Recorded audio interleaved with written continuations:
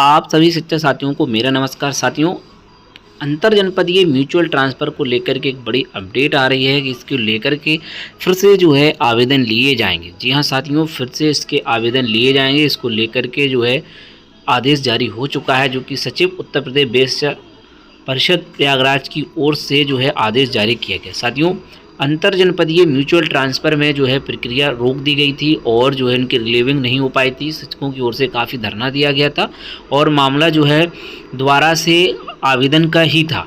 जी हाँ, उसमें जो है मामला हाईकोर्ट में पहुंचा और जो है जिनकी ओर से पूर्व में स्थानांतरण का लाभ लिया जा चुका है और फिर से जो है स्थानांतरण का लाभ लेने के संबंध में जो है याचिका लगाई गई थी और इसी वजह से यह प्रक्रिया को रोक दिया गया था। अब इस संबंध में आदेश जारी किया गया है, जो कि सचिव उत्तर प्रदेश बेसिक शिक्षा परिषद प्रयागराज की ओर से आप यहां पर देख सकते हैं। सेवा में वरिष्ठ तकनीकी निदेशक राष्ट्रीय सूचना विज्ञान केंद्र उत्तर प्रदेश लखनऊ, यानी कि NIC को लेटर लिखा गया है। ठीक है, और डेट आप देखें तो 14/3/24 है। यहाँ पर 14/3/24 मेंशन है। विषय है पारस्परिक अंतर जनपदीय स्थानांतरण प्रक्रिया 23-24 के संबंध में।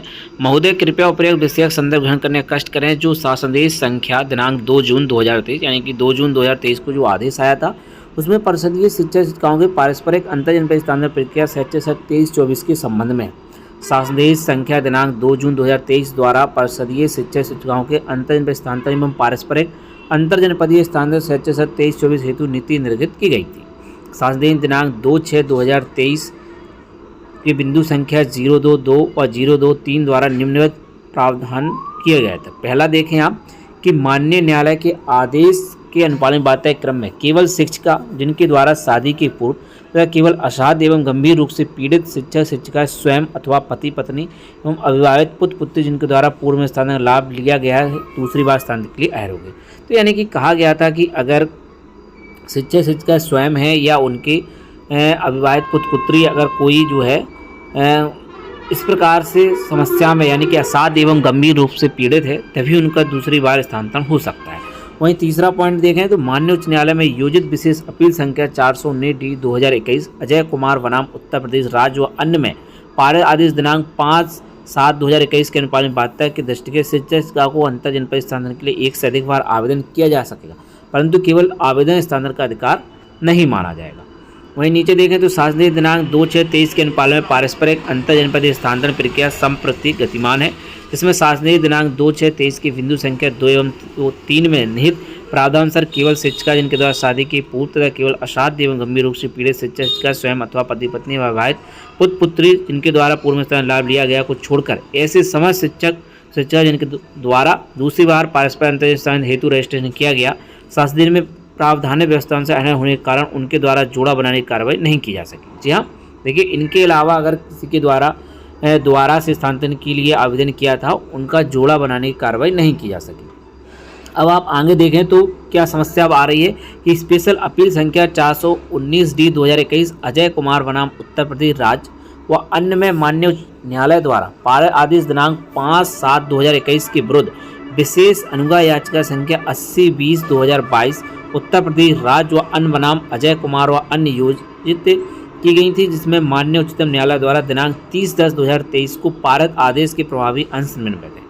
जी हाँ, इससे संबंधित जो आदेश है कि having heard Mrs Sanskriti Pathak learned counsel for the petitioner and mister MKS Menon learned senior counsel assisted by the mister Prem Prakash learned counsel for the respondent we are not inclined to interfere in this matter the special leave petition is this. यानी कि उन्होंने कहा है कि we are not inclined to interfere in this matter.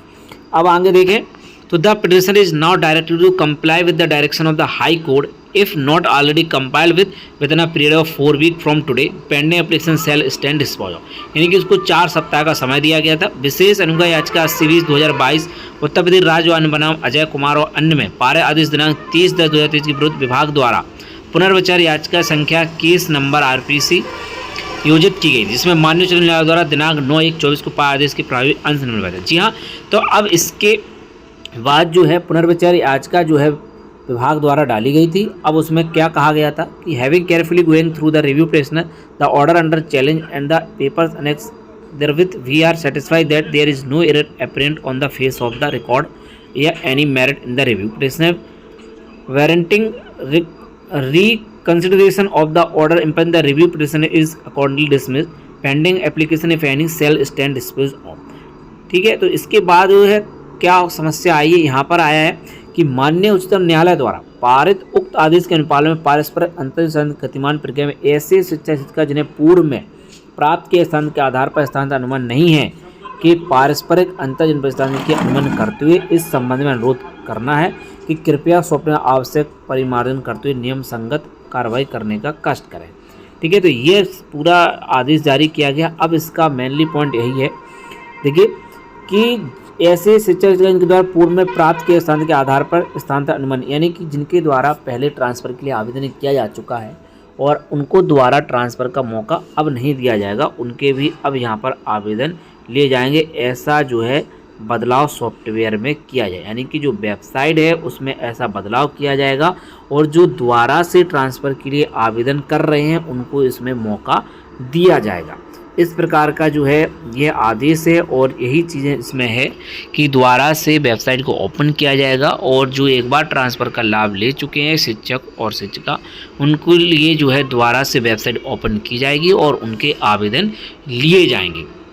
अब इसके लिए एक नई समय सारणी जारी की जाएगी और उसमें जो है स्थानांतरण के लिए आवेदन फिर से लिए जाएंगे। फिलहाल अभी चुनाव की प्रक्रिया गतिमान है, इस वजह से यह प्रक्रिया स्लो रहेगी और उसके बाद जब चुनाव की प्रक्रिया समाप्त हो जाएगी तभी जा कर के अंतर जनपदीय म्यूचुअल ट्रांसफ़र की प्रक्रिया शुरू हो पाएगी और तभी जो है अंतर जनपदीय म्यूचुअल ट्रांसफ़र हो पाएंगे। और फिर उसके बाद यह भी देखना होगा कि क्या जो है चुनाव के बाद यह प्रक्रिया संपन्न हो पाएगी, क्योंकि आवेदन लिए जाएंगे, फिर उसमें पेयर बनाया जाएगा। एक जो है 15 से 20 दिन का समय इसमें रहेगा। फिलहाल ये आदेश जारी किया गया और इसके साथ ही जो है प्रताप सिंह बघेल सचिव साहब का स्थानांतरण भी हो चुका है। अब दूसरे सचिव साहब भी इसमें आ चुके हैं। यहाँ पर आप देख सकते हैं बेसिक शिक्षा निदेशक बने प्रताप सिंह बघेल, सुरेंद्र तिवारी को बेसिक शिक्षा परिषद के सचिव की जिम्मेदारी। तो यहाँ पर जो है बदलाव हो चुका है, सुरेंद्र तिवारी जी भी आ चुके हैं। अब उनके द्वारा ही इस प्रक्रिया को आगे देखा जाएगा। आदेश का यही है कि अब जो है द्वारा से एक टाइम टेबल जारी किया जाएगा और उसके लिए एनआईसी को ही जो है सब करना है, क्योंकि वरिष्ठ तकनीकी निदेशक राष्ट्रीय सूचना विज्ञान केंद्र को ही यह आदेश किया गया है। उनकी ओर से इसमें बदलाव किए जाएंगे और तब जाकर के वेबसाइट को सुचारू रूप से चालू किया जाएगा। और इसके लिए आप सभी को अपडेट करना होगा, जो भी डबल ट्रांसफ़र के लिए आवेदन कर रहे हैं, यानी कि अंतर जनपदीय म्यूचुअल ट्रांसफ़र में अगर वो पहले भी ट्रांसफ़र का लाभ ले चुके हैं, उनको द्वारा से ट्रांसफ़र देने के लिए जो है पुनः वेबसाइट ओपन की जाएगी। और तब तक आप इंतज़ार करें, जैसे ही कोई नया आदेश आता है आप सभी की भी ज़रूर शेयर किया जाएगा। जो भी नई अपडेट आती है किस प्रकार से यह प्रक्रिया आगे चल करके संपन्न होने वाली है, अगर आदेश आता है नए सचिव साहब की ओर से, तो आप सभी के भी शेयर जरूर किया जाएगा। तो साथियों, मिलते हैं किसी नेक्स्ट वीडियो में और नए अपडेट के साथ, नई जानकारी के साथ। जय हिंद।